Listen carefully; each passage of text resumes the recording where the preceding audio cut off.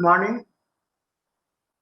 आज जन्माष्टमी के इस अवसर पर मैं आप सबों को शुभकामनाएं देता हूं और आज के इस क्लास में इस अवसर पर हम एक रिपोर्टरी से संबंधित तो नहीं लगता है, लेकिन रिपोर्टरी से संबंधित है भी। और मैं इस विषय को इसलिए लेकर के आप लोगों के सामने में आया हूं जिससे कि आप रिपोर्टरी और मैथमेटिका के रिलेशनशिप को आसानी से समझ पाए। रिपोर्टरी के लिए एक ऐसा माइंड का जरूरत पड़ता है, ऐसा दिमाग का जरूरत पड़ता है जहाँ की सिम्टम्स को सर्च करने की आदत बन जाती है। और जब हम मैथमेटिका में जाते हैं तो कोई खास मैथमेटिका को दिमाग में रख करके हम लोग खोजते हैं तो शायद कभी मिलता है और कभी नहीं मिलता है। ऐसे में परेशानी होती है। तो मैथमेटिका को एक पढ़ना भी बड़ा काफी महत्वपूर्ण विषय होता है, क्योंकि हर एक तरह के अलग अलग कॉन्सेप्ट बने हुए हैं मैथमेटिका को लिखने का, और अपने दिमाग में, अपने मस्तिष्क में इसको याद रखने का भी एक तरीका होता है। सबसे बड़ी बात होती है कि अगर कोई किसी चीज का अगर मुख्य बिंदु हमारे दिमाग में हो तो उसे खोजना आसान हो जाता है और हम उस की के माध्यम से, चाबी के माध्यम से ताले को खोल सकते हैं।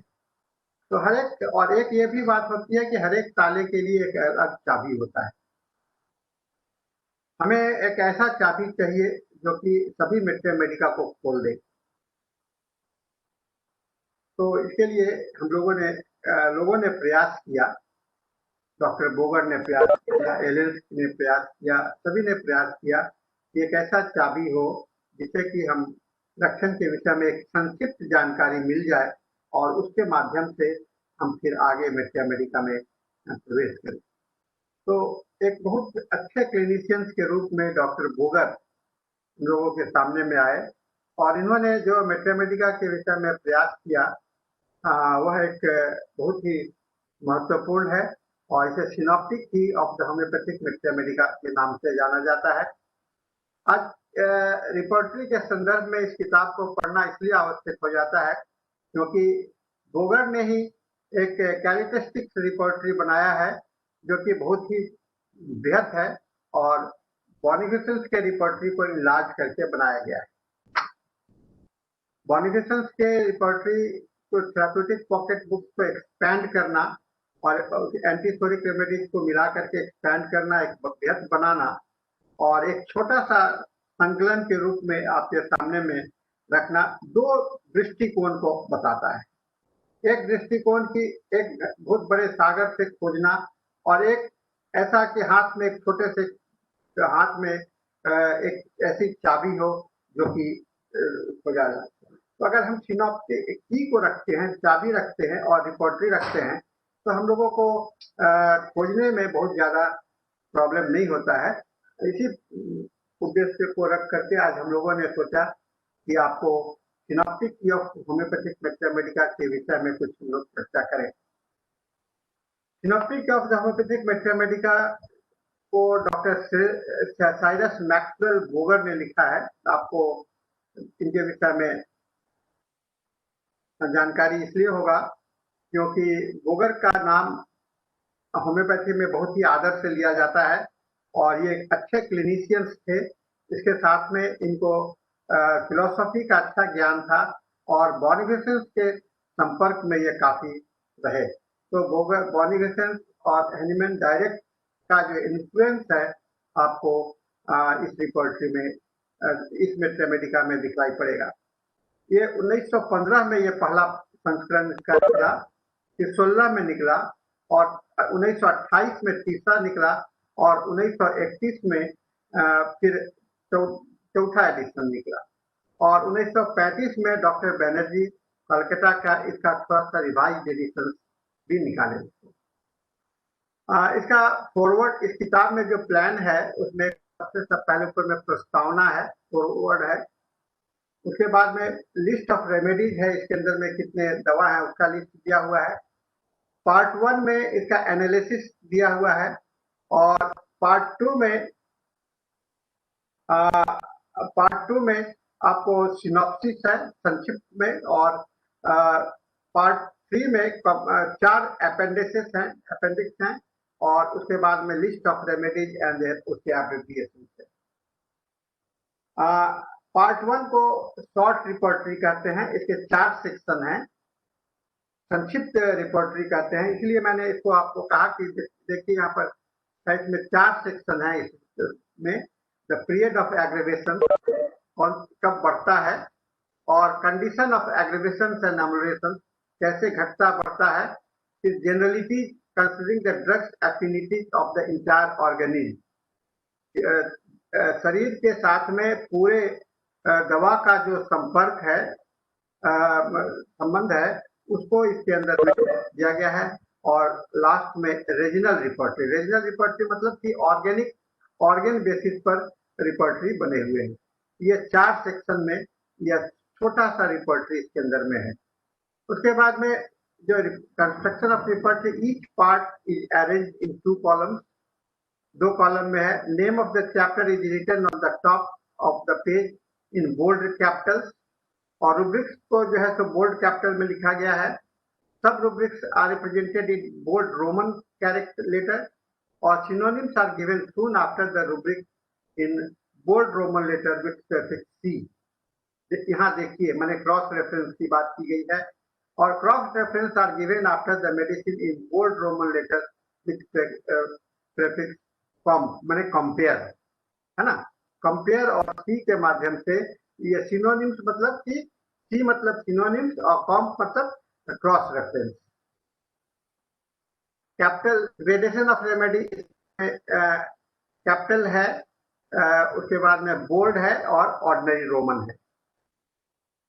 पार्ट 2 में सिनॉप्सिस है, इसमें general expression of the each और जीनियस ऑफ ईच रेमेडी, इसमें हर एक दवा का जनरल एक्सप्रेशन दिया हुआ है, मैंने की नोट पॉइंट दिए हुए हैं। Strain which run through pathogenetic complexity has been called the genius. Genius किसको कहते हैं? उस चीज को कहते हैं जो कि उस दवा के दवा के अंदर में सभी जगह, फिजिकल से लेकर के मेंटल तक सभी जगह दिखला पड़े। जैसे पल्सेट्ला आप कहते हो, तो पल्सेट्ला में एक चीज को आप देखते हो, चेंजेबिलिटी जहां भी देखेंगे तो वहां पर चेंजेबिलिटी दिखाई पड़ेगा, इसको जीनियस कहा जाता है इसका। इसी तरह से आर्सेनिक को हम लोग कहते हैं रेस्टलेसनेस, यहाँ जहां भी देखिएगा हर एक लक्षण के साथ में रेस्टलेसनेस जरूर से दिखाई पड़ेगा। तो हर एक दवा का इस तरह से एक अपना जीनियस होता है और उसको वहां पर इसमें दिया गया है। तो एक जनरल एक्सप्रेशन के बाद में जीनियस दिया गया है और पैथोजेनेटिक कॉम्प्लेक्स बनाया गया है, और an exposition of the important and characteristic feature of the most important remedy of the homeopathic remedy का दिया है। उसके बाद फिजियोलॉजिकल स्फीयर ऑफ एक्टिविटी, कहाँ पर वह काम करता है ना। उसके बाद में मॉडलिटी फॉलोड बाय रिलेशनशिप, इसके अंदर में 323 से दवाइयां हैं जो एब्रोटेनम से जिंक तक लेकर के आता है, without with gradation of symptoms using similar 3 gradation use in the repertory part. ये रिपोर्टरी पार्ट में जो दिया हुआ है उसके आधार पर इसमें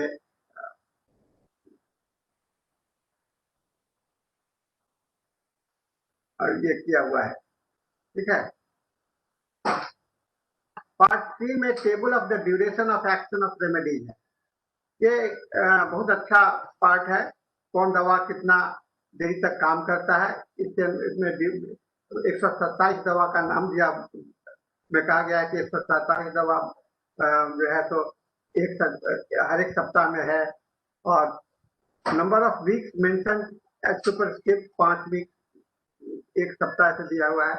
2 इंपॉर्टेंट कोटेशन है इसके अंदर में, और फिर as long as old elements reappear or work without the appearance of essentially new symptoms which lies outside of its sphere of action, we should guard against the repetition of the remedy or changing to a new one in the beneficial ने कहा है ना। जब तक new sphere नहीं आ जाता है तब तक हम लोग दवा नहीं बदलते हैं। Symptoms appearing last in approving have the highest value, जो लास्ट में आता है उसको सबसे ज्यादा वैल्यू हेरिंग ने दिया है। कम्प्लीमेंट्री रेमेडी, इसमें लिस्ट ऑफ 114 दवा है एब्रोटेनम से जिंक तक। If there complementary remedy with gradation bold roman and ऐसे दिया हुआ है। और introduction of gradation in the complementary relationship is a unique concept, है ना। जैसे ये देखिए एगेरिकस कैलकारिया को इसका एक रिलेशनशिप कॉम्प्लीमेंट्री रिलेशनशिप इसके अंदर में दिया हुआ है। एंटागोनिस्टिक रेमेडी, एंटागोनिस्टिक रेमेडी कहते हैं जो कि इनिमिकल रिलेशनशिप होता है, जो कि एक दूसरे से विपरीत होता है ना। जैसे रस्टॉक्स, कोलोसिन, कोलोलाइको ऐसे करके ये दिया हुआ है। फिर supplementary reference table with the forward by CM Bogar, he mentioned that it has been enlarged considerably, especially by transferring most of the comparison to it from the text of the respective remedy. कहा कि इसमें सबको इलाज किया गया है और text remedy के टेक्स्ट मतलब कि जो जनरल मेट्रामेडिका है उससे कंपेयर करके जो ऑथेंटिक मेट्रामेडिका है उससे कंपेयर किया गया है। इसे क्लियरनेस और फैसिलिटी रेफरेंस का आता है। Rubrics are arranged alphabetically with sub rubrics और many rubrics provided in page number against them. Easy reference के लिए बहुत सारा रुब्रिक्स को दिया हुआ है और एडिशनल सब रुब्रिक्स भी अंदर में है।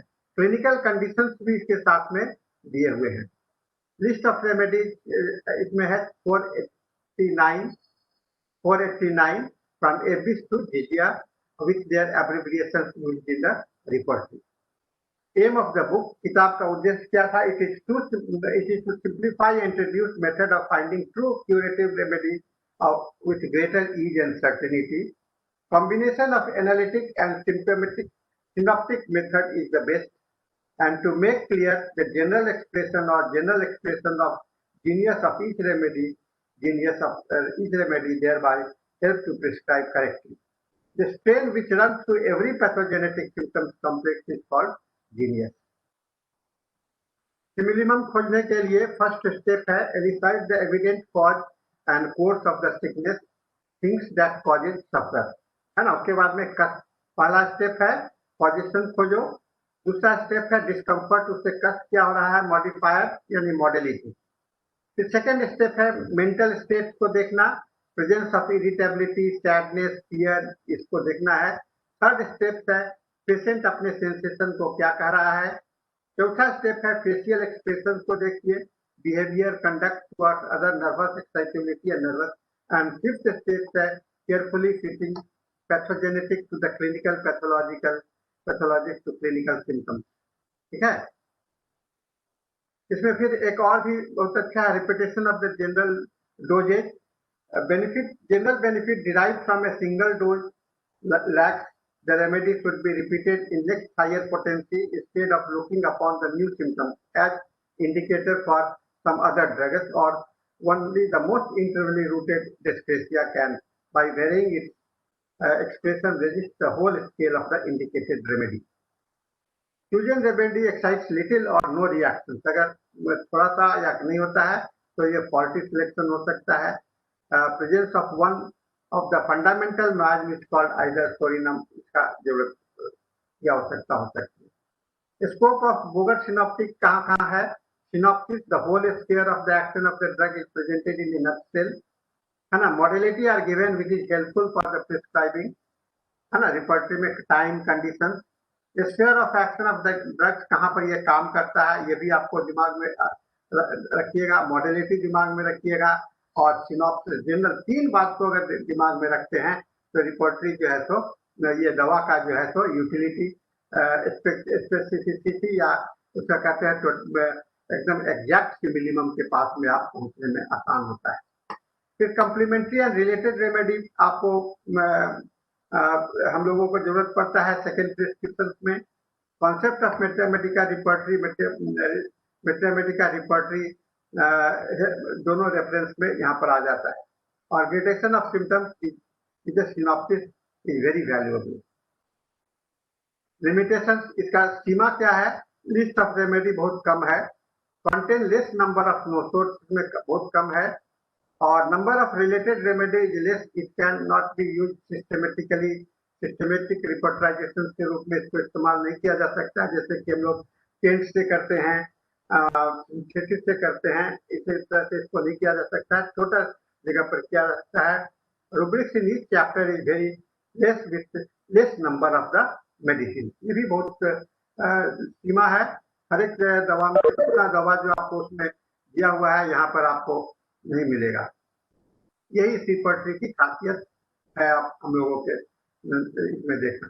तो आज हम लोगों ने इस रिपोर्टरी के माध्यम से, इस मैथमेटिका के माध्यम से हम लोगों ने एक ऐसा चीज को देखने का प्रयास किया गया जहाँ की हम लोगों को एक साथ में मैथमेटिका को भी समझ रहे हैं और रिपोर्टरी को भी समझ रहे हैं। इसलिए कभी कभी सिनॉप्टिक की नोट्स को ब्रिज, एक पुल कहा जाता है, bridge between the Mathematica and repertory कहा जाता है। इसलिए इस विषय को पढ़ना हम लोगों के लिए काफी उचित था। आज के इस आज के इस लेक्चर के माध्यम से हम लोगों को ये संदेश ज्यादा जरूर मिलता है कि हम लोगों को मैथमेटिका और रिपोर्टरी को एक साथ लेकर के चलना चाहिए, और जब इसको साथ लेकर के चलने की आदत डालेंगे तो हम लोगों के लिए एक बहुत अच्छा कॉन्सेप्ट हम लोगों के पास में आ सकता है। तो आज का मेरा ये प्रेजेंटेशन यहाँ पर खत्म होता है। आप लोग अगर आप चाहें तो हम लोग से सवाल कर सकते हैं और हम लोग इसको ये